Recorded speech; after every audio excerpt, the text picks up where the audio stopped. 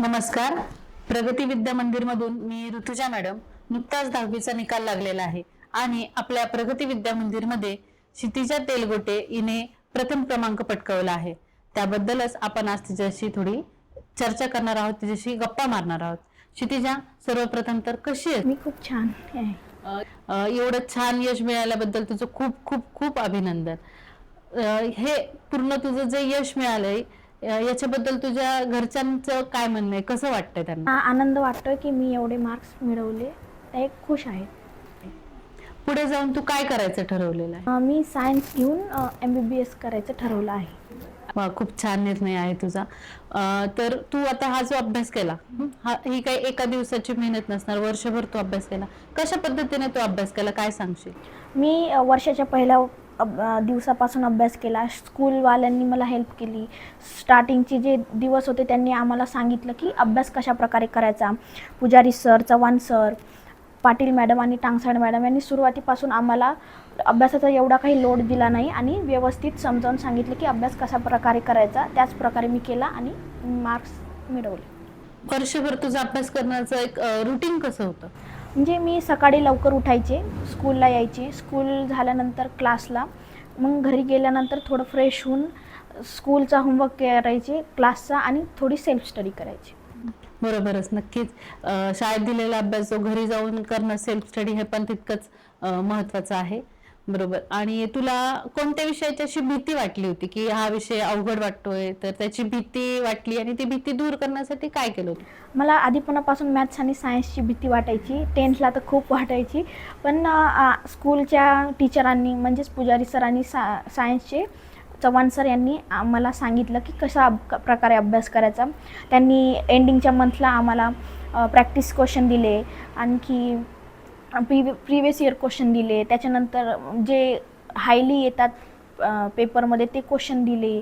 यामुळे माझं त्याची भीती पण कमी झाली. त्याची प्रॅक्टिस जास्त झाल्यामुळे मला असं एवढं काही वाटलं नाही त्याचं. बरं.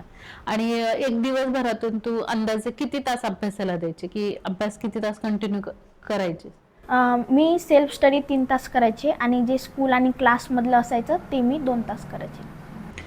बोर्डाचे पेपर आहेत ते तू कशा पद्धतीने सोडवले? मला सरांनी सांगितलं होतं कसं सोडवायचे. जे उपयोजित लेखन आहे त्यांनी आधीच सांगितलं होतं कसं सोडवायचं. म्हणजे की जेवढे मार्क्स असतात त्याच्या कॅटेगरी वाईज करायचे. जर 2 मार्क्स असले तर 3 पॅसेजचं एवढं लिहायचं आन्सर लँग्वेजच्या सब्जेक्टला. आणि सायन्स आणि मॅथ्सच्या सब्जेक्टच्या वेळी त्यांनी फॉर्म्युलाज दिलेले होते. त्या फॉर्म्युला वाईज आम्ही केलं आणि पॅटर्न जसा होता तसंच त्यांनी सांगितलं तसा लिहिला. अभ्यासाव्यतिरिक्त तुला काही छंद आहेत का? हां, मला स्केचिंग आवडते, स्केच काढायला, आणि तो मी अभ्यासावाईजच करते. आणि या 10वीच्या वर्षामध्ये 10वीच्या अभ्यासासोबत तू तो छंद जोपासला का? तू हो. कसा वेळ देत होती तुझ्या छंद जोपासण्यासाठी? म्हणजे संडे हा कसा सुट्टीचा दिवस असतो, त्या दिवशी मी माझे छंद पूर्ण करायचे. म्हणजे स्केचची क्लासेस बघायचे आणि घरी पूर्ण करायचे. या यशाबद्दल तू कोणाला श्रेय देशील?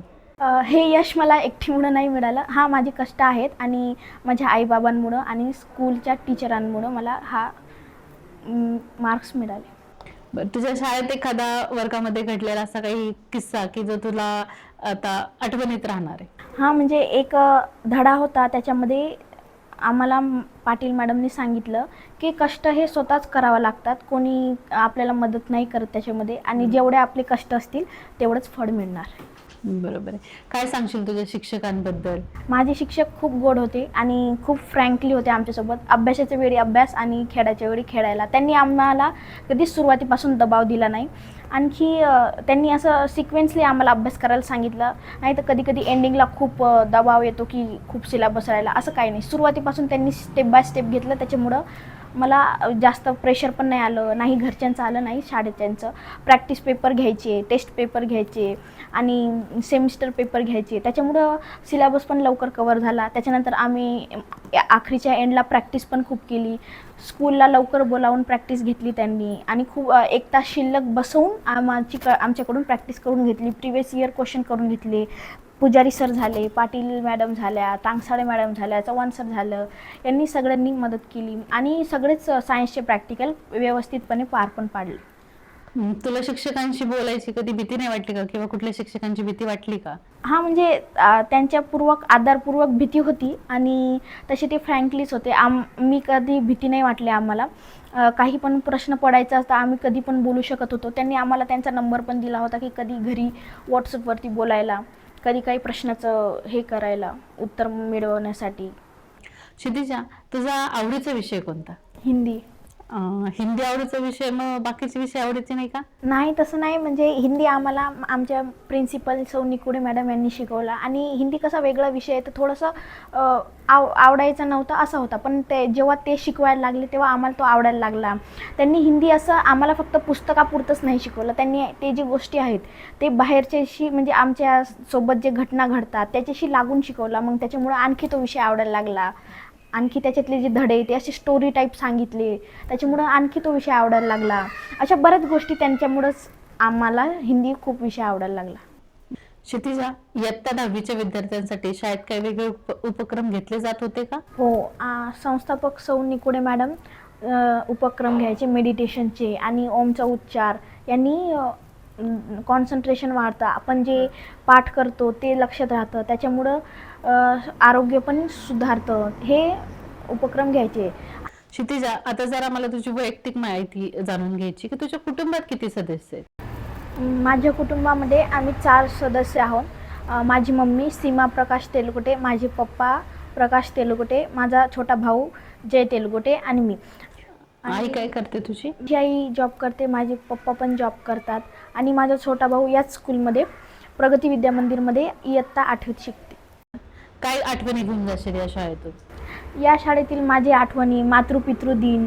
मातृपितृदिन म्हणजे 14 फेब्रुवारीच्या दिवशी व्हॅलेंटाईन्स डे न मनवता आम्ही मातृपितृदिन मनवतो. त्यामध्ये आम्ही पॅरेंट्सला स्कूलमध्ये बोलावतो आणि त्यांची आरती ओवाळतो, त्यांना हार घालतो, त्यांचं कौतुक करतो. आणखी तेही रडतात, आम्हीही रडतो. आणखी हा मातृपितृदिन झालं.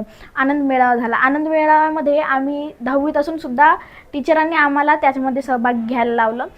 त्यामध्ये असं असतं की आपण स्वतःचं स्टॉल लावतो आणि त्या स्टॉल लावून आपले पैसे स्वतः मिळवतो. आणखी आनंद मेळाव्यानंतर गॅदरिंग झालं, त्याच्यानंतर रोटरी क्लब झालं, सलाम बॉम्बे झालं. हे अशा प्रकारचे कार्यक्रम आपल्या स्कूलद्वारे घेतले गेले आणि आम्हाला पण त्यामध्ये सहभाग घेण्यास प्रोत्साहित करेल. खूपच छान. त्याच्यामध्येच एक आहे की पुरणपोळी डे. पुरणपोळी डे हा बऱ्याचशा जणांना माहिती नाहीये की काय आहे. तर गरीब सिग्नलवरचे लोक यांना आपण होळीच्या दिवशी पुरणपोळीचे वाटप करतो. प्रत्येक पालकांना आपण विनंती करतो की किमान 1 किंवा 2 पुरणपोळी त्यांनी शाळेमध्ये आणून जमा करावी आणि होळीच्या दिवशी सिग्नलवरील मुलांना, त्यानंतर आश्रमातील मुलांना आपण त्या पुरणपोळीचं वाटप करू. मी गेली 13 वर्ष या शाळेत कार्यरत आहे. शाळेतील प्रत्येक विद्यार्थ्याच्या सर्वांगीण विकासासाठी शाळा सतत कार्यरत असते. त्याचबरोबर शाळेतील सगळे शिक्षक विद्यार्थ्याच्या प्रत्येक कलागुणांना वाव देण्यासाठी सतत धडपड करत असतात. शाळेच्या संस्थापिका सौ निकुडे मॅडम या प्रत्येक विद्यार्थ्याला तसेच शिक्षकांना वेळोवेळी प्रत्येक मदत व मार्गदर्शन करत असतात. त्याचमुळे गेले 35 वर्ष ही शाळा एका कुटुंबाप्रमाणे कार्य करते. आमच्या इंस्टाग्राम आणि फेसबुक पेजला फॉलो करा. तुमच्या यूट्यूब चॅनलला सबस्क्राईब करा. त्याचबरोबर हा व्हिडिओ आवडला असल्यास लाईक करा, शेअर करा आणि तुमच्या 10वीच्या काही आठवणी असतील तर आम्हाला कमेंट बॉक्समध्ये नक्की सांगा.